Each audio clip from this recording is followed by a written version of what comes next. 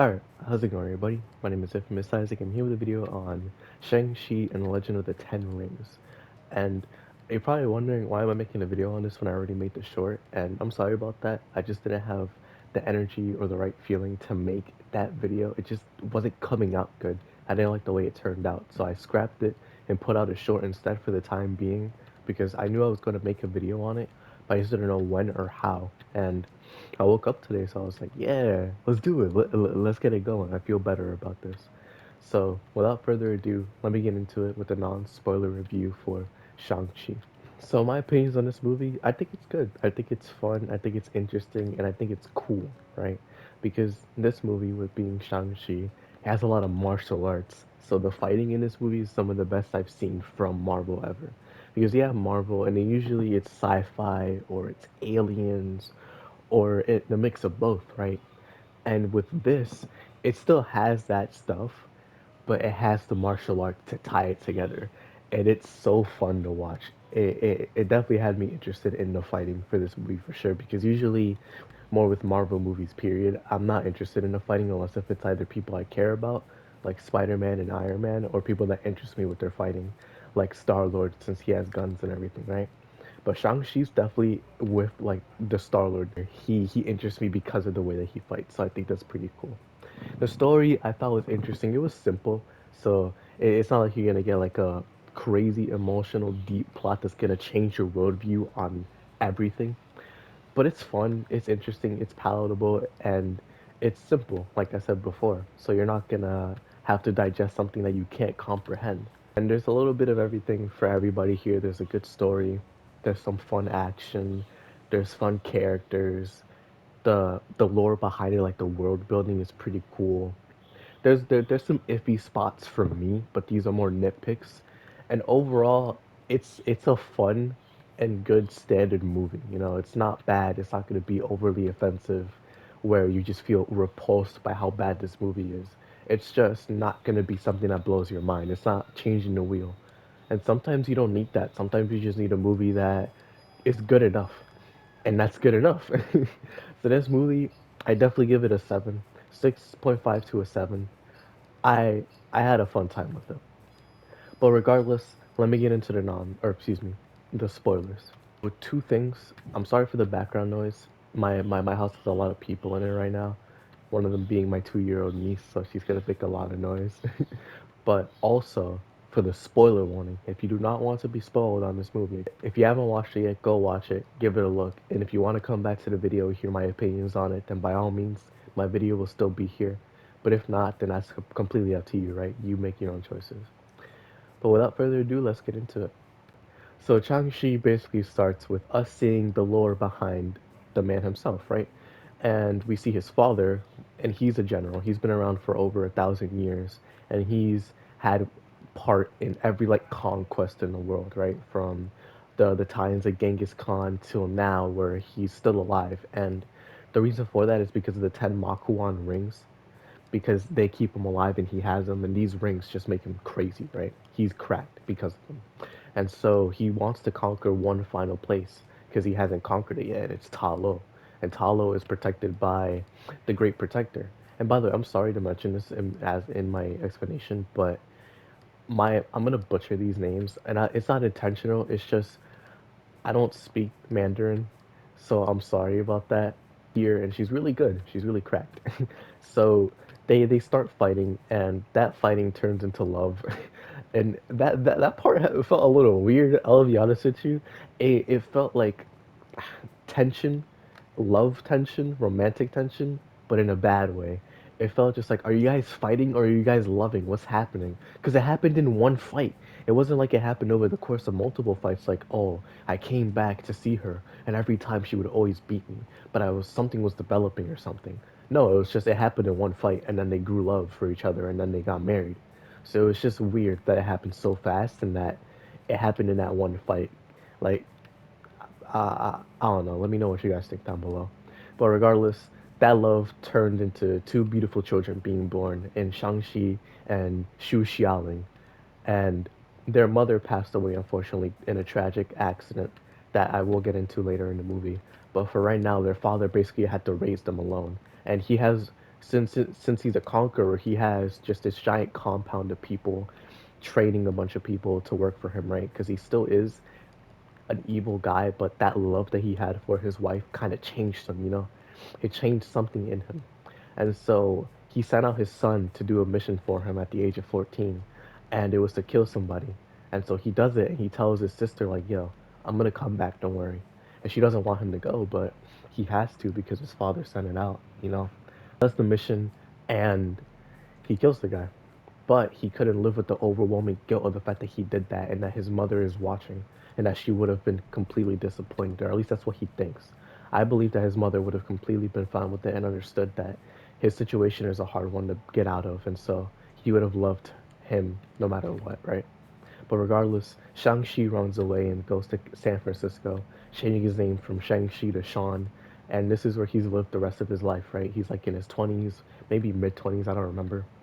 But he's here now with his friend Katie, and she's also Chinese.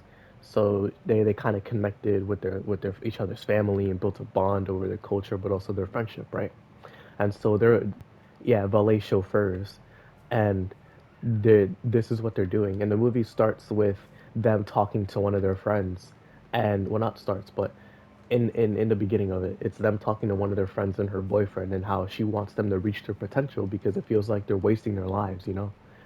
They're really good, they're really smart at what they do, so why waste it at valet chauffeuring, right?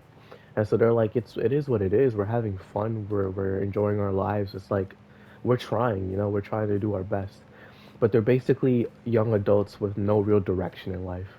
And it kind of hits close to home because, you know, I'm in my that stage of my life, and it's hard knowing where to go, what to do, asking people for help or not asking for people for help at all. One day they're going to work, right? And they're taking the bus, and some guys raid the bus, and it's the Ten Rings members. And if you remember all the way back from Iron Man 1, which I just recently watched, these members are in that movie, so that's pretty cool. But they're attacking the bus, and Shaun, aka Shang-Chi, is just like, yo, I'm him. And then he starts boxing everybody on the bus like it's nobody 2021. Which, funnily enough, they came out the same year. I didn't even notice that. But regardless, he beats up all the guys in the bus. It's a crazy action set piece. And it's helped by the fact that San Francisco is pretty sloped as well. So it's just, it's panic, it's cool, it's exhilarating, it's adrenaline inducing, right?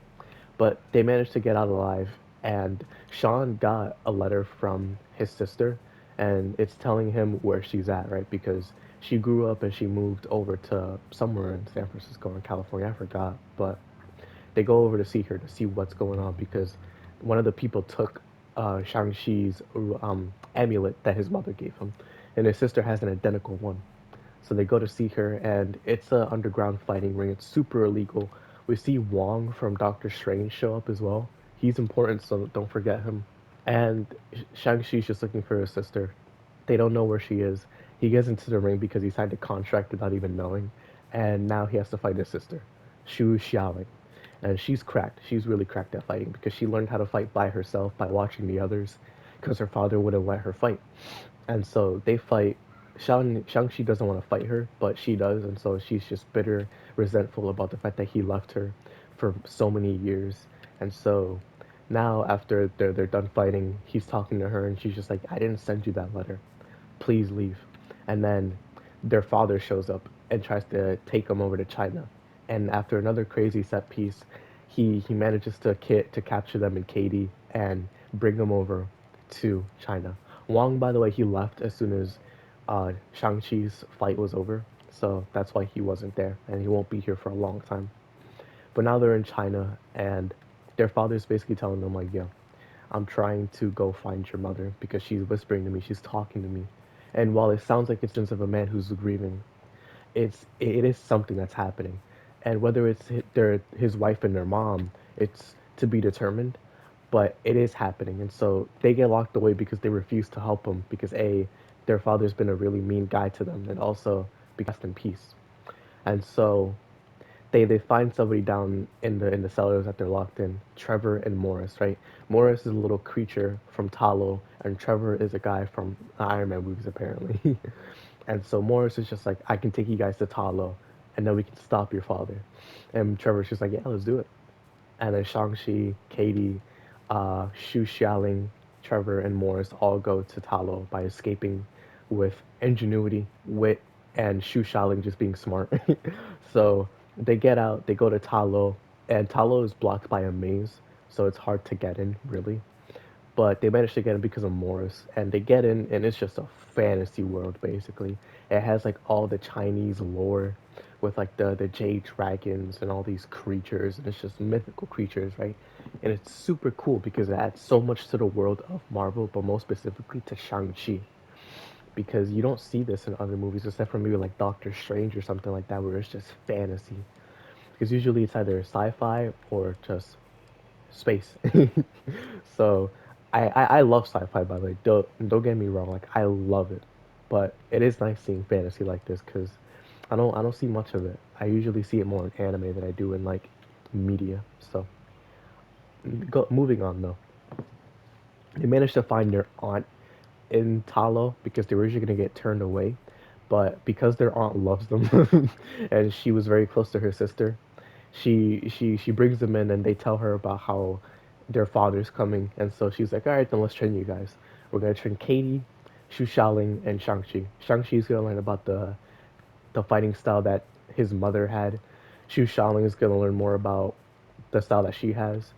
But I don't remember what her weapons are called because I know in Vagabond there's a guy who uses it, but I know Michelangelo calls it kunai with change, like the kunai with chain, the guy from Teenage Mutant Ninja Turtles. So that's what it basically is if you ever seen it before.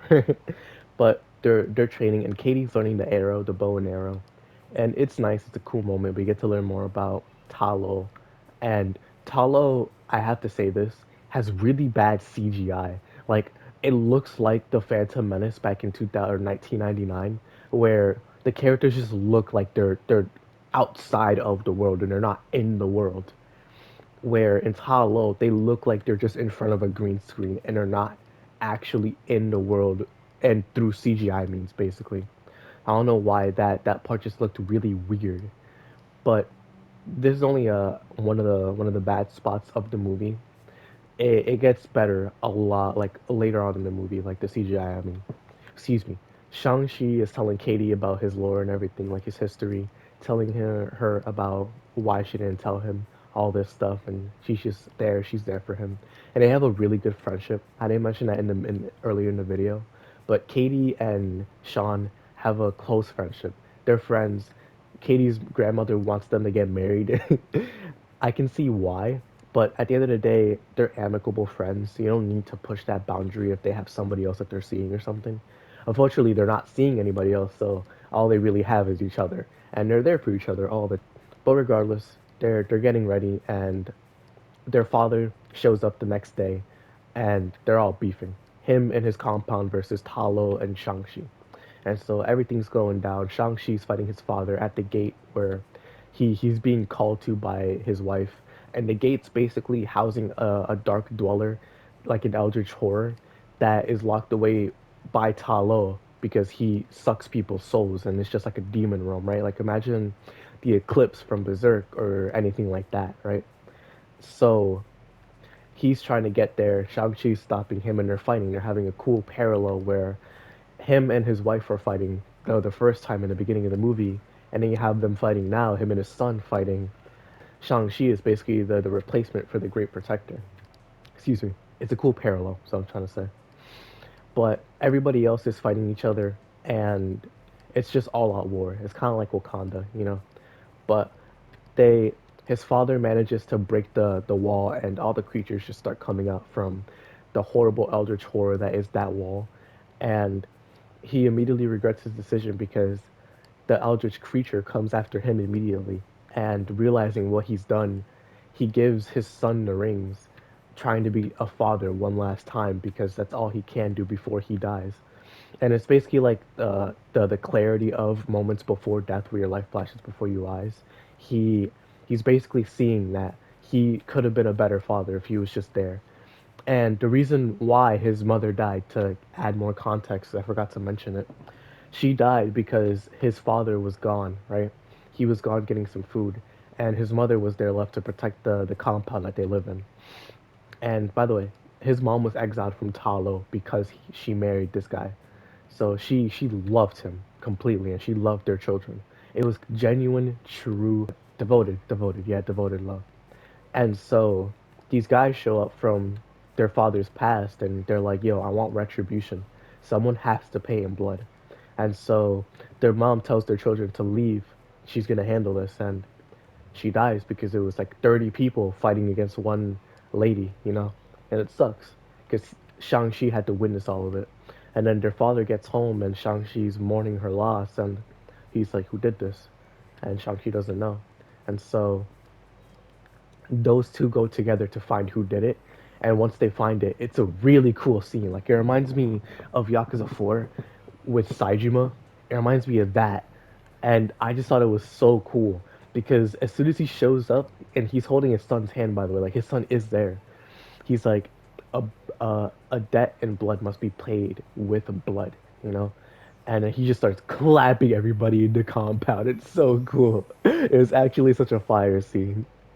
But that's what happened basically. And while they were fighting, they were just talking like, "Dad, you weren't there for us. You weren't there for your children that you had left." And then his father's like, "But you were too weak to protect her." And then as he's dying later on, going back to the present, he again gives him the rings, and now Shang-Chi has the 10 rings. And so Shang-Chi, Xu Xialing, Katie, and everybody else, including the people from their father's compound, are fighting the Dark Dweller because they realize this thing cannot leave here. The world is going to end if it leaves here. Granted, they don't know that the Avengers or like Captain Marvel or anybody really exists out there, so I don't blame them for believing that. But they would have been fine. A lot of people would have died. I'm not trying to underplay it, but there were people that could have stopped it, is what I'm trying to say.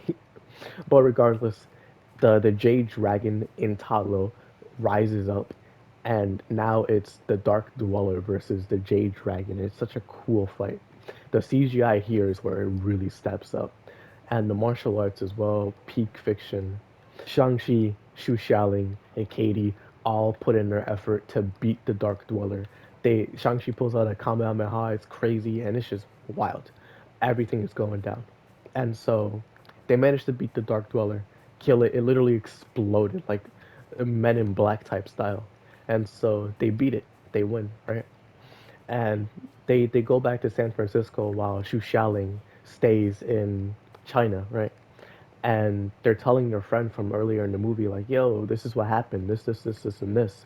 And their friend's just like, "Listen, I know you guys are salty about what I said, but I'm saying it because I'm your friend. I care for you guys, right?" And so while she's rambling all this stuff, Wong shows up from earlier in the movie. He shows up again in the restaurant that they're at, and they're like, "Yo, is Shang-Chi here? Shang-Chi, can I get a Shang-Chi?" And he's like, "Yeah, I'm here. What's going on?" And he's just like, "I need you for a second. You too." And he's talking to Katie as well, and they're like, "Oh, okay. Well, we'll see you guys later. Thank you for the bill." And that's where it ends. That's where the movie ends. So overall, it was dope. This movie was dope, definitely. When I first recorded the video, I was like, this is alright, it's okay. I didn't really have the emotion behind it, but after sitting on it, I thought it was a good movie to watch. You know, it's fun. I enjoyed my time with it. It's not the best thing I've ever watched, and I didn't leave with like anything crazy, but what it has, it does well. So I can't complain too much, right? The familial bonds in this movie. I like the emphasis on family. I thought that was important, and they really make it the main theme of it too. And like heritage as well, your culture, just understanding it and accepting it, and embracing it with modern ways. And you know that because Sean is in San Francisco. He's a San Francisco guy, so him embracing that tradition instead of running away really shows how much character development he went through throughout the movie, right? But I thought the characters were good, the character development as well. They were funny, they were cool, they were serious. Katie and Sean's relationship, I feel like, can be overtuned a little bit, and the jokes can just like fly too much. But if they weren't there, the movie would just be really like overly serious. So they do need to be there.